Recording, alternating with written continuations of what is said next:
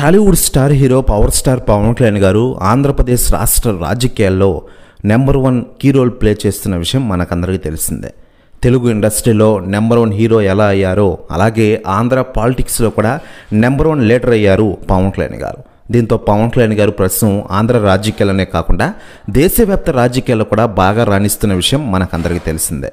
ఇదిలా ఉండగా పవన్ కళ్యాణ్ గారు ప్రస్తుతం ఆంధ్రప్రదేశ్లోనే కాకుండా దేశవ్యాప్త రాజకీయాల్లో కూడా రాణిస్తూ ఉన్నారు. ఇక ఇదిలా ఉండగా పవన్ కళ్యాణ్ గారిని గత వైసీపీ నాయకులు, సెలబ్రిటీలు కొంతమంది విమర్శలు చేశారు. అప్పటి నుంచి ఆ వ్యాఖ్యలు వైరల్ అయిన విషయం తెలిసిందే. వారిలో పోసాని కృష్ణమురళి గారు కూడా ఉన్నారు. అయితే ఇటీవలే ఆయన అరెస్ట్ అయ్యారు. ప్రస్తుతం జైల్లో ఉన్న విషయం తెలిసిందే. మరోవైపు ఈ విషయాలపై తాజాగా సెలబ్రిటీలు, రాజకీయ నాయకులు స్పందిస్తూ ఉండగా తాజాగా ఆంధ్రప్రదేశ్ కాంగ్రెస్ చీఫ్ వైఎస్ షర్మిల గారు సంచలన వ్యాఖ్యలు చేశారట.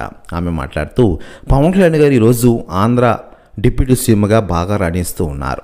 పవన్ కళ్యాణ్ గారిని గత వైసీపీ నాయకులు చాలామంది చాలా రకాలుగా విమర్శలు చేశారు.